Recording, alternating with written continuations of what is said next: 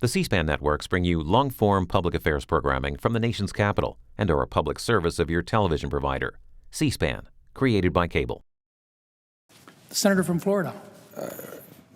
I have some comment, but let me first a parliamentary inquiry about these are the continuing rules of the Senate that have been in existence previous to this time and have carried over into this session. Is that correct? The senator is correct. And the reason why I ask that, Mr. President, is the following. Look, I think we all feel very passionate about the issues before us. I have not been here as long as Senator Leahy, whose service here is quite distinguished in a long period of time, and I truly do understand the passions people bring to this body. I like to think that I too am passionate about the issues before us, and I think this is an important moment. It's late. I doubt very many people are paying attention. I wish they would, though, because I think what's at question here is perhaps one of the very reasons why I ran for this body to begin with. And maybe it's because of my background and where I'm surrounded by people that have lost freedoms in places where they're not allowed to speak. One of the great traditions of our nation is the ability to come forward and have debates. But the founders and the framers and those who established this institution and guided it for over 2 centuries understood that that debate was impossible if, in fact, the matters became of a personal nature. And let me begin by saying that I don't believe that that was necessarily the intention here, although that was perhaps the way it turned out. But I think it's important for us to understand why that matters so much. I want people to think about our politics here today in America, because I'm telling you guys, I don't know of a single nation in the history of the world that's been able to solve its problems when half the people in a country absolutely hate the other half people in that country. This is the most important country in the world. And this body cannot function if people are offending one another, and that's why those rules are in place. I was not here when Secretary Clinton was nominated as a member of this body at the time, but I can tell you that I am just barely old enough to know that some very nasty things have been written and said about Secretary Clinton. And I think the Senate should be very proud that during her nomination to be Secretary of State, despite the fact that I imagine many people were not excited about the fact that she would be Secretary of State, to my recollection, and perhaps I'm incorrect, not a single one of those horrible things that have been written or said about her, some of which actually did accuse her of wrongdoing, were ever uttered on the floor of the Senate. I happen to remember in 2004, when then Senator Kerry ran for president, some pretty strong things were written and said about him.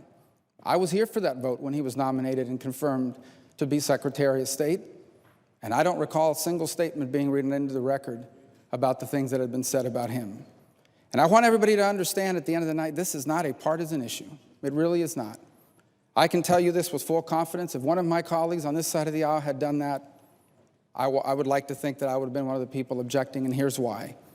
Turn on the news and watch these parliaments around the world where people throw chairs at each other and punches. And ask yourself, how does that make you feel about those countries?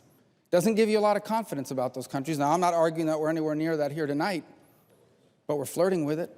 We're flirting with it in this body, and we are flirting with it in this country.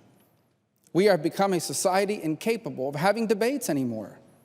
In this country, if you watch the big policy debates that are going on in America, no one ever stops to say, I think you're wrong, I understand your point of view, I get it, you have some valid points, but let me tell you why I think my view is better. I don't hear that anymore. Here's what I hear almost automatically, and let me be fair, from both sides of these debates. Immediately, as soon as you offer an idea, the other side jumps and says, the reason why you say that is because you don't care about poor people, because you only care about rich people, because you're this or you're that or you're the other. And I'm just telling you guys, we are reaching a point in this republic where we're not going to be able to solve the simplest of issues because everyone is putting themselves in a corner where everyone hates everybody.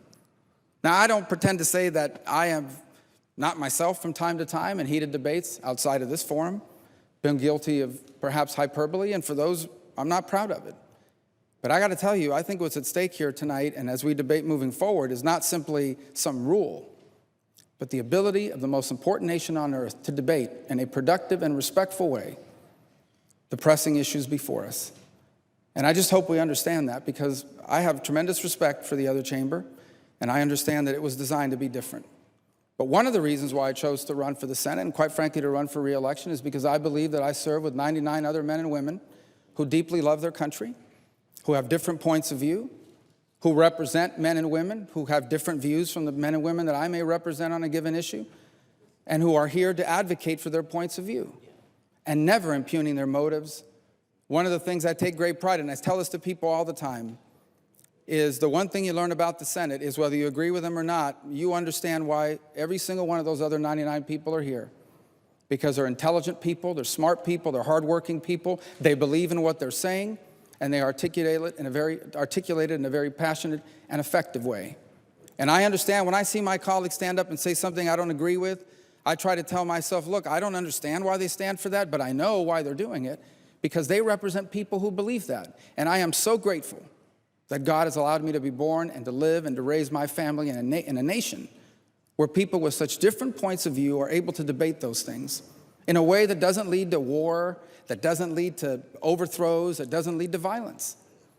And you may take that for granted. I'm telling you that right now, all around the world tonight, there are people that if they stood up here and said the things that we say about the president or others in authority, you go to jail.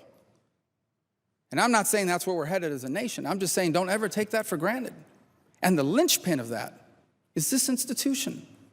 The linchpin of that debate is the ability of this institution, through unlimited debate and the decorum necessary for that debate, to be able to conduct itself in that manner. And so I know that tonight was probably a made-for-TV moment for some people. This has nothing to do with censoring the words of some of the great heroes. I have extraordinary admiration for the men and women who led the civil rights effort in this country. And I am self-conscious enough or understanding to know that many of the things that have been possible for so many people in this country in the 21st century were made possible by the sacrifices and the work of those in that movement that came before us. This has to do with a fundamental reality, and that is that this body cannot carry out its work if it is not able to conduct debates in a way that is respectful of one another, especially those of us who are in this chamber together. And I also understand this, that if the Senate ceases to work, if we reach a point where this institution, given everything else that's going on in politics today, where you are basically allowed to say just about anything, for I have seen over the last year and a half things said about people, about issues, about institutions in our republic that I never thought I would see, ever. Ever. If we lose this body's ability to conduct debate in a dignified manner, and I mean this with no disrespect towards anyone else, I don't believe anyone came on this floor here tonight saying I'm going to be disrespectful on purpose and turn this into a circus. But I'm just telling you that if this body loses the ability to have those sorts of debate, then where in this country is that going to happen? What other forum in this nation is that going to be possible? And so I would just hope everybody would stop and think about that. I know I've only been here 6 years, so I don't have a deep reservoir of Senate history to rely on. But I know this: if this body isn't capable of having those debates, there will be no place in this country where those debates can occur.